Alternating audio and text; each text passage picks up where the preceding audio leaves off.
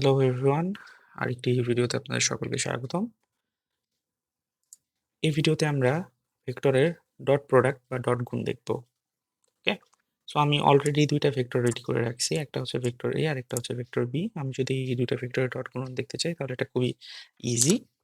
কি করব, আমি এনপি ডট ডট অর্থাৎ ডট ডট ডট হচ্ছে একটা ফাংশন, এই ডটের মধ্যে আমার দুইটা ভেক্টর দিতে হবে। এই যে এখানে দেখতে পাচ্ছেন array like A, array like B. তো আমার হচ্ছে দুইটা ভেক্টর দিতে হবে, বা হচ্ছে আপনি নাম বা অ্যারে বলতে পারেন, যেটা ইচ্ছা বলতে পারেন, একই বিষয়, সেম জিনিস। ভেক্টর আন্ডারস্কোর এ আর হচ্ছে ভেক্টর আন্ডারস্কোর বি। ওকে, আমরা যদি এটাকে রান করি তাহলে ডাবল আন্ডারস্কোর এসেছে। So let's try again. ওকে, 32।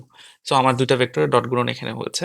এরপরের বিষয় যেটা, সেটা হচ্ছে এটা আমরা খুব ইজিলি করতে পারি। আমাদের একটা অপারেটর আছে, সেটা হচ্ছে @ অপারেটর। এটা হচ্ছে নামপাই এর ক্ষেত্রে @ যদি আমরা ইউজ করি, এটা পাইথন 3.5 থেকে ইউজ করা যায়। 3.5 প্লাস, অর্থাৎ আমি এখন ইউজ করতেছি, মেবি গুগল কোল্যাবে কত আছে দেখি নাই, 3.9 প্লাস হবে হয়তোবা। সো এখানে আমরা ইউজ করতে পারি এই বিষয়টা। সেটা হচ্ছে আমার কাছে VECTO ভেক্টর এ, আমি যদি এখানে দিই, এরপরে VECTO ভেক্টর বি দিই, তাহলে আমাদের কাছে সেম রেজাল্ট আসবে। বুঝতে পারছেন? আমি যদি এটাকে এখান থেকে গায়েব করে দিই, গায়েব করে দেওয়ার পর আমি যদি রান করি, তাও আমার কাছে 32 আসবে। উপরেরটার অ্যান্সার 32 ছিল, নিচেরটার অ্যান্সার 32 ছিল। ওকে, থ্যাংক ইউ এভরিওয়ান। দেখা হচ্ছে পরের ভিডিওতে।